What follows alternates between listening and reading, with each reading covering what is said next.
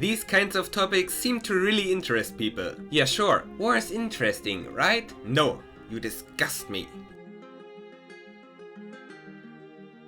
Oh, and this is the only topic we're going to cover this week, just so you know what's going on. Anyways, there really are some tensions in this world, and news about them are growing bigger and bigger as one of these tensions escalated into the Russia-Ukrainian war. But once again, we have to ask ourselves, how likely is a war between China and Taiwan?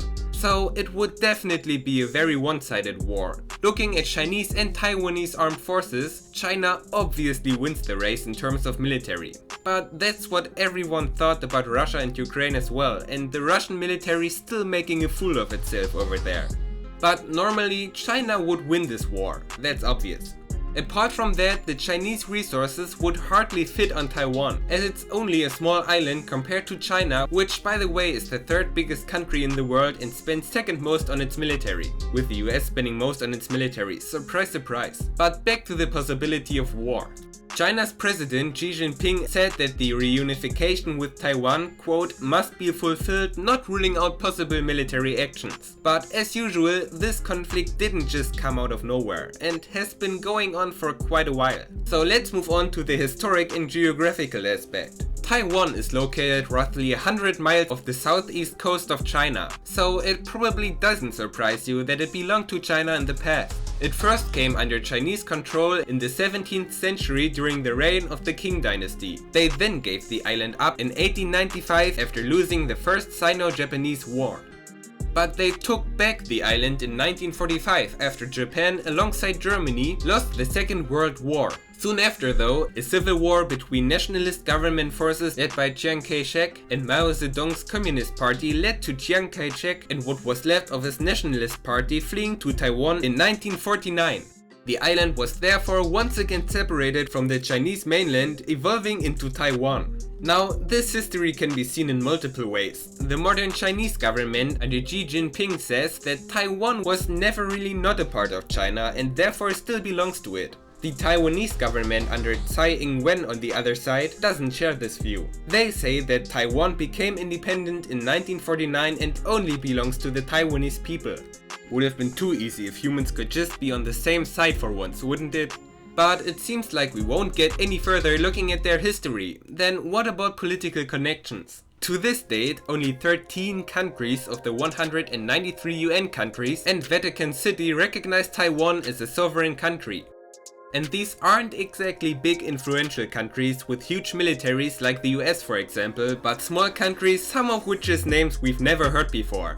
That's also due to the fact that China puts much political pressure on countries recognizing Taiwan and those who only have good relations to the island. Though some countries still have good diplomatic relations to Taiwan, among them being the US. BBC News even goes as far as calling the islands which Taiwan is a part of, quote, crucial to US foreign policy, and they have good reason to do so. Some Western experts suggest China taking over Taiwan could possibly threaten US military bases as far away as Guam and Hawaii. I mean, of course China insists that its intentions are purely peaceful, and that's probably even true concerning the United States. But they understandably would like not to take that risk. But what has led us to talk about this subject now? That's the even worse news, as Nancy Pelosi, Speaker of the United States House of Representatives, visited Taiwan, Chinese-Taiwanese relations have deteriorated. Beijing now called these tensions, quote, extremely dangerous. But that's not even it. China now ordered military exercises around Taiwan, and that doesn't necessarily mean a few miles off Taiwanese territory. China says its military exercises would be focusing on 6 danger zones, 3 of which overlap with Taiwanese territorial waters. This will force ships and planes to find routes around those danger zones, which, according to Taiwan, violates its sovereignty and amounts to a blockade.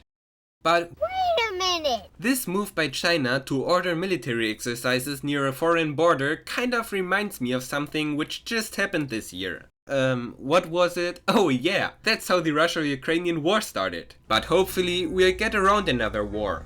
So to conclude this discussion, a war can't really be ruled out at the moment. And I personally think that China could attack Taiwan in the next months, as the whole Uyghur story shows that China alongside Russia doesn't care about human rights that much. Now please don't get me wrong, I'm not comparing a nation that started a war with China. All I'm saying is that in my opinion, the possibility of China starting a war isn't that low, but I sure hope they surprise me in a good way. Whew, that was quite much, but this topic can't possibly be reduced any further, because if you're thinking about a possible war, you have to think about all the details covered here. But that's it for this week. If you have any questions, please feel free to ask them in the comments and we'll try to solve any upcoming questions. But now to this week's bonus fact. In China, around 35 million people still live in caves. With a population at around 1.4 billion, much land in China needs to be used as good as possible for farming, for example. So, apparently, many people choose to live in caves to utilize land which can't be used otherwise. And this may surprise you, but they even have some perks. They are cold in summer, warm in winter, and first and foremost, cheap. On the downside, they are generally dark and have poor ventilation, but that's not that big of a problem since modern caves with improved designs have large windows, skylights and better ventilation.